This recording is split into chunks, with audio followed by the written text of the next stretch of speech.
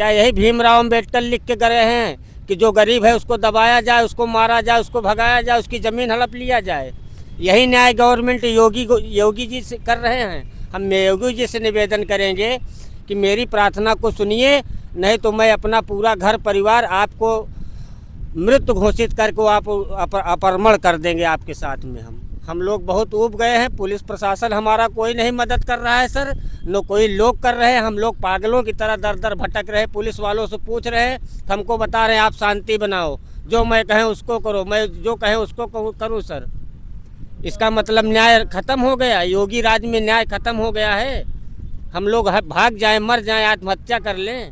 और ये प्रेम प्रसंग जो कहते हैं, मैं ये पूछना चाहती हूँ समाज वालों से कि अगर कल की सबकी बहन बेटियाँ प्रेम करती हो, सब अपनी बहन बेटियों को ऐसे प्रेम प्रसंग में जो कहते हैं मेरी बहन को गलत उछाल रहे हैं, मैं उनसे ये पूछना चाहती हूँ कि तुम्हारी भी बहन बेटियाँ प्रेम करें, अगर उनको भी ऐसे मार दिया जाएगा तो तुम लोग क्या करोगे?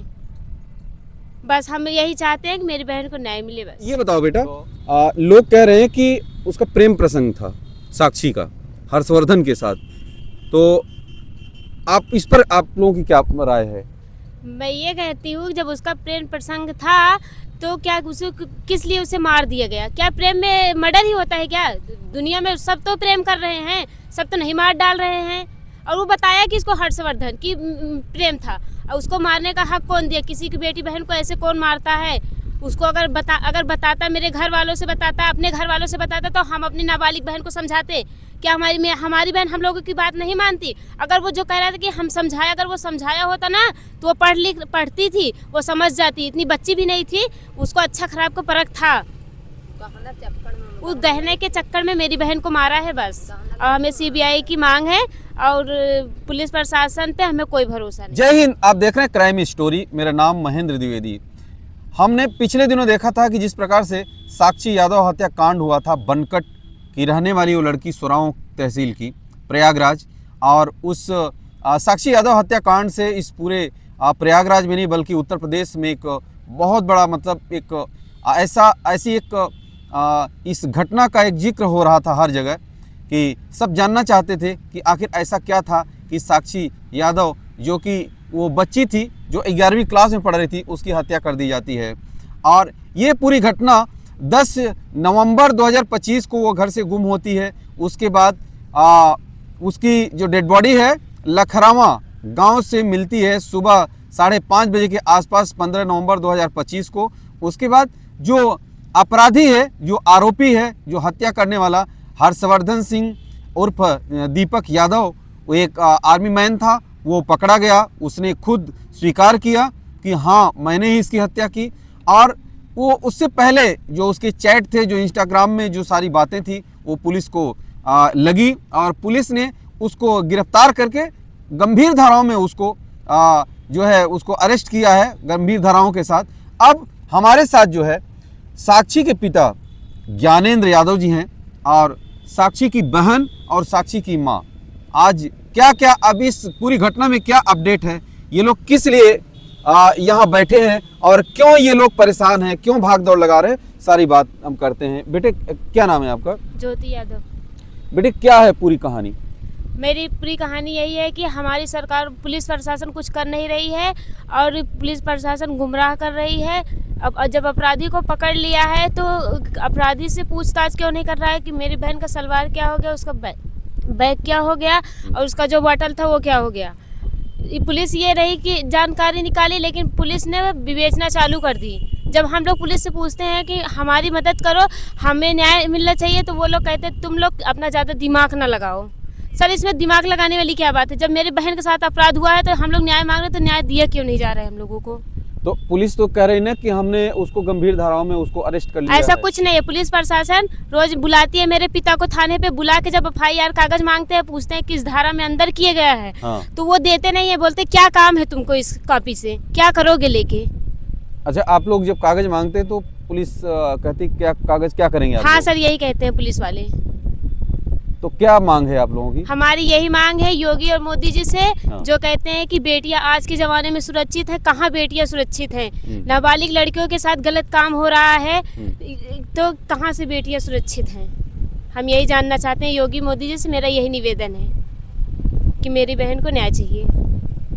आपका क्या कहना है? मेरा ये निवेदन है साहब, गवर्नमेंट से मेरा निवेदन है कि योगी जी से कि महिलाओं की सुरक्षा के लिए जो लाइन ऑर्डर का काम करते हैं, आज महिलाएं कहाँ सुरक्षित हैं सर। हमारे यहाँ पुलिस प्रशासन जाती है, उनसे हम पूछता हूँ किस किन धाराओं में उनको भेजा गया है, तो पुलिस कहती है आप शांति बनाए रहिए, आपको सब बाद में बताया जाएगा। उसको पास्को क्यों नहीं लगाया गया?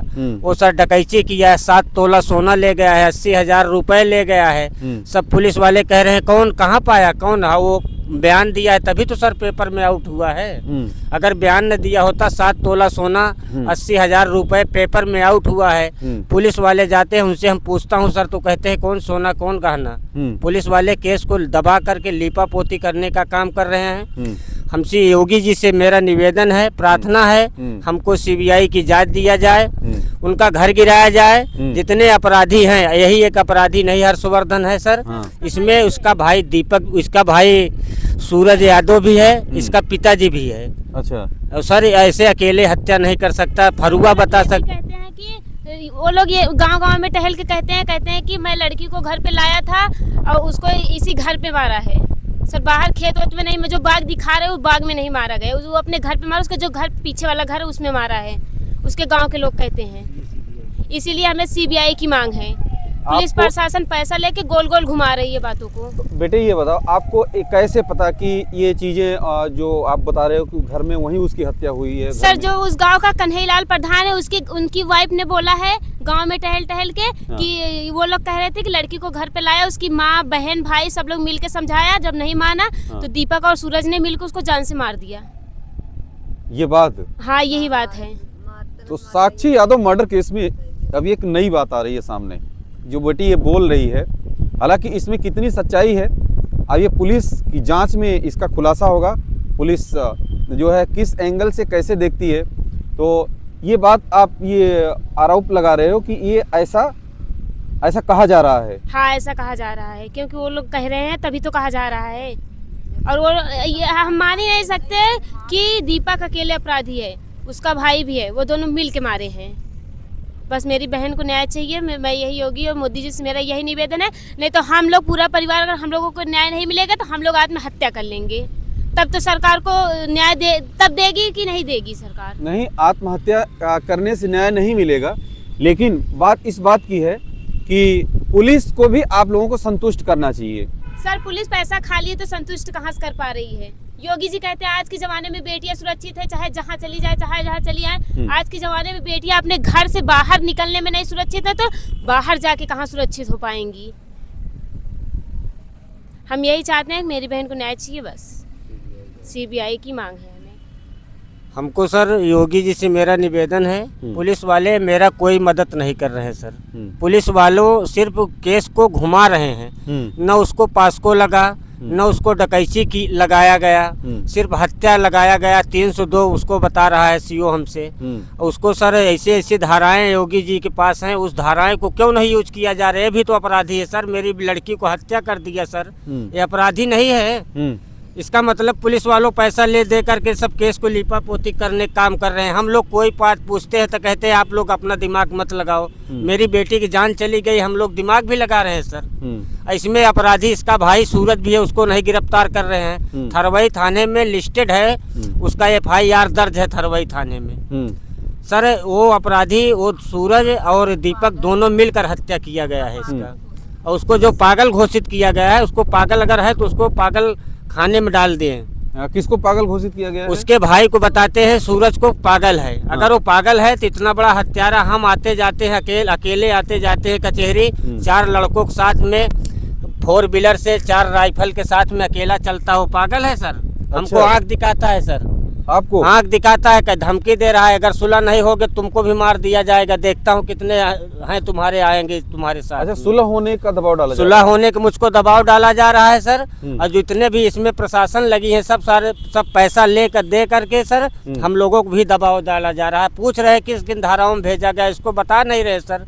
हम योगी जी से मेरा निवेदन एवं प्रार्थना करते हैं कि अगर हर बेटियों को न्याय नहीं मिलेगा, ऐसे आज हमको न्याय नहीं मिल रहा है, हाँ। आने वाले अगर ऐसे हत्यारे छूटते जाएंगे हाँ। तो आने वाले बहुत सी बहु बेटियों के साथ ऐसे अंजाम होते जाएंगे।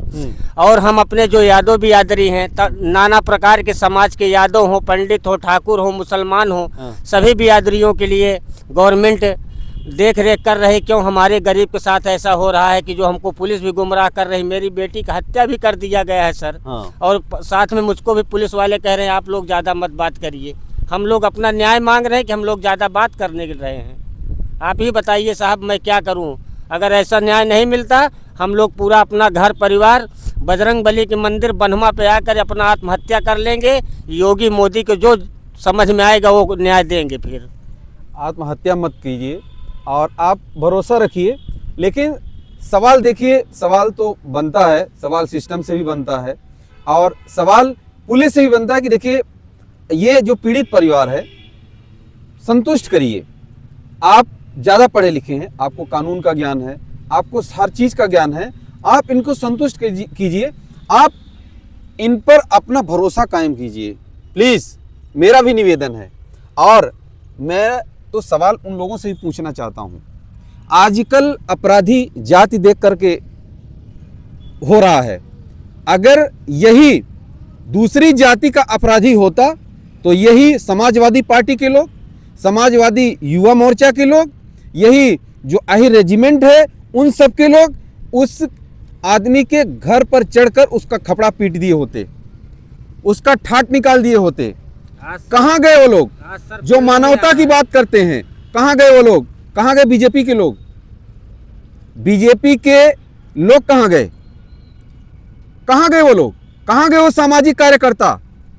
कम से कम समाज में इस प्रकार की जो घटनाएं हो रही हैं उन घटनाओं के पीछे तो खड़े होइए। आइए तो कितने नेता लोग आए बताइए। सर हमारे यहाँ अभी सिर्फ गुरु प्रसाद मौर्य जी गए थे, बाकी कोई नेता नहीं गया था, न बीजेपी का, न समाजवादी पार्टी का, न बहुजन का, न कांग्रेस का, न जितनी भी अन्य पार्टियां हैं, कोई नेता आज तक पूछने नहीं गया कि आपके यहाँ क्या हो रहा है, क्या होने वाला है। आपके यहाँ इसलिए नहीं आए क्योंकि वहां से वोट नहीं, आपका मतलब सिस्टम ही नहीं बन रहा था। क्या सर न्याय उसी को मिलना चाहिए जो वोट देगा, उसी को न्याय मिलना चाहिए। जो वोट नहीं देगा उसको न्याय नहीं मिलना चाहिए। उसकी बहन बेटियों को हत्या होना चाहिए, उनके साथ दुराचार होना चाहिए। क्या यही भारत संविधान में लिखा गया है? आप बताइए सर, अगर ऐसा होता हो तो बताइए वैसा ही नहीं किया जाए। आत्महत्या करने की जरूरत नहीं है। तो हमारी न्याय क्यों नहीं सुना जा रहा है? क्यों पुलिस वाले उसको पास को नहीं लगा रहे हैं? क्यों उसको डकैती नहीं धारा लगाई जा रही है? आपके कहने का मतलब अपराधी को किसी भी प्रकार से छोड़ा नहीं जाना चाहिए? किसी प्रकार से छोड़ा नहीं जाना चाहिए। जैसे बुलडोजर बाबा का नाम है, बुलडोजर उसको घर गिरना चाहिए, उसको फांसी होना चाहिए और जो अपराधी टहल रहे हैं उनको भी गिरफ्तार करना चाहिए। ये अपने घर में हत्या किया गया है, इसीलिए मैं सीबीआई जांच मांग रहा हूँ साहब। ये अपने घर में हत्या किया, इसका भाई भी था सूरज, और ये हर्षवर्धन भी था, इसका बाप भी था मुन्नी लाल भी, तीनों मिलकर मेरी लड़की को हत्या किया गया, इसके घर में किया गया है। अगर हत्या नहीं हुआ तो उसका सलवार गायब है, उसका थर्मस गायब है, उसका एक छोटा पर्स गायब है। मैं योगी जी से भी निवेदन करूंगा मेरी बातों को सुने, समझें और इसको रखें, अपनी पुलिस प्रशासन को टाइट करें।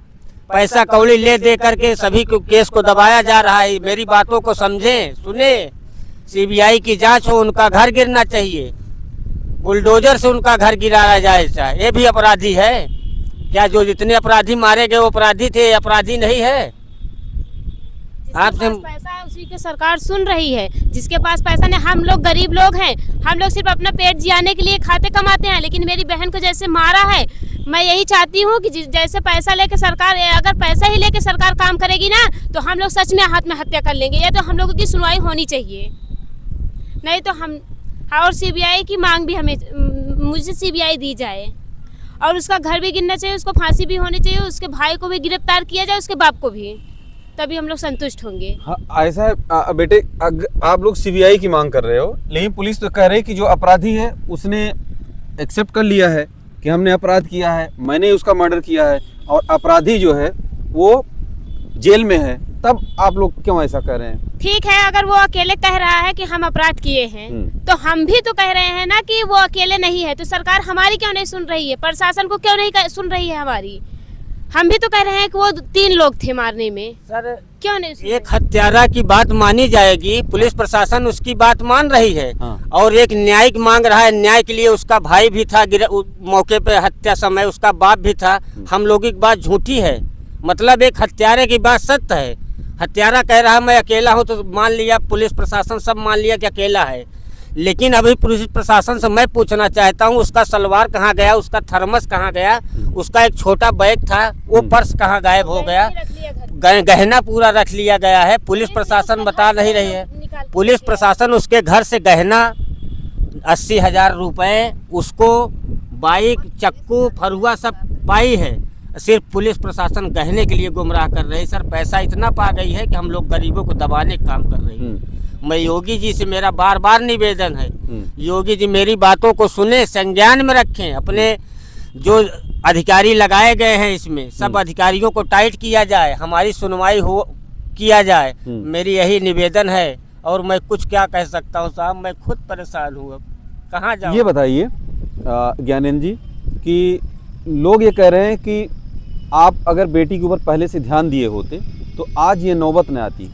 आप बताइए सर। हाँ। कि अगर आज मैं ध्यान न दिया होता, जी ऐसे इंटर कॉलेज कटरा में, हाँ। इंटर कॉलेज में इतने बड़े स्कूल में पढ़ाने का मेरा सौभाग्य हो गया, जो इतना बड़ा मैं आज उसको ध्यान दिया। जो कहते हैं लोग ध्यान नहीं दिए, अगर ध्यान न दिए होते सर तो जी ऐसे इंटर कॉलेज में इतने बड़े विद्यालय में मैं पढ़ा सकता था। बिल्कुल सही बात है। अगर गवर्नमेंट गर्ल्स इंटर कॉलेज में वो बेटी पढ़ रही थी तो इसका मतलब उसके अंदर पोटेंशियल था, उसके अंदर पोटेंशियल था और ध्यान दिया गया बचपन से ध्यान दिया गया सर, उसको बहुत सुरक्षित रखा गया। हाँ। लेकिन सर अब मेरा दुर्भाग्य ही खराब है, जी ऐसे इंटर कॉलेज में कटरा में जिसका एडमिशन हो जाना बहुत नामुमकिन बच्चों को होता है सर। ध्यान नहीं दिया सर, आज ध्यान नहीं दिया तो आज इंटर तक कैसे पढ़ाया उसको, कैसे रखा। जी आप क्या कहना चाहती हैं मैडम? इतना सुरक्षित रखे रहे, हम थोड़ी न जाने कि इतना अपराधी से भेंट हो जाए। हमारे लड़की 17 साल की, हमारी लड़की नाबालिग रही, वो थोड़ी न नाबालिग और तो शादी होने वाली, वो का तो समझे चाहिए। हमारी लड़की अगर गलत करे तो हमारी लड़की हमारे हवाले कर देते ना, मारे से काहे भी नहीं, मारे ही नहीं रहना। ऐसे कि जान थोड़ी न ले कहा थी कि कोई से हत्या कर दे, जान खिलवाड़ थोड़ी अटे, कैसे तनिक देर में छुरी चक्कू भोंक मार डाबा, वो का तो कुछ सोचे चाहिए ना। हमारी लड़की हमारे हवाले कर दे चाहिए ना कि हाँ अपन लड़की में अपन खुद ले लेत, अपन शादी ब्याह करता, हम खुशी छोड़ दे, हमारे पास लड़कियाँ रहता, हम कुछ न बोली तो का सजा फांसी, हमार जान ले लिया तो का सजा हो फांसी हो, तब का कहा थे मेरे बेटी एक न्याय मिली। न्याय नहीं तो सरकार से हमका भरोसा है और किसी के ऊपर भरोसा नहीं है। सरकार हमका का कहा थी हमारे बेटी के का कहा जैसे मारे हैं वैसे का कहा थे हमका वैसे सजा फांसी दें, तब हमका संतोष हो, फांसी हो, सजा हो, घर गिरे, जो उनका भाई है उनका पकड़े। ये थे पूरा परिवार मेरे साथ बैठा था, साक्षी यादव का कि पिता और बहन और माता ये लोग भटक रहे हैं, परेशान हैं। आप सब भी कमेंट करके अपनी राय जरूर दीजिएगा कि आप सब इस पूरे मुद्दे पर कहाँ खड़े हैं, किस ओर खड़े हैं, क्या चाहते हैं, क्या होना चाहिए। आप सबके कमेंट का मुझे इंतज़ार रहेगा। आप सभी का बहुत बहुत धन्यवाद। जय हिंद।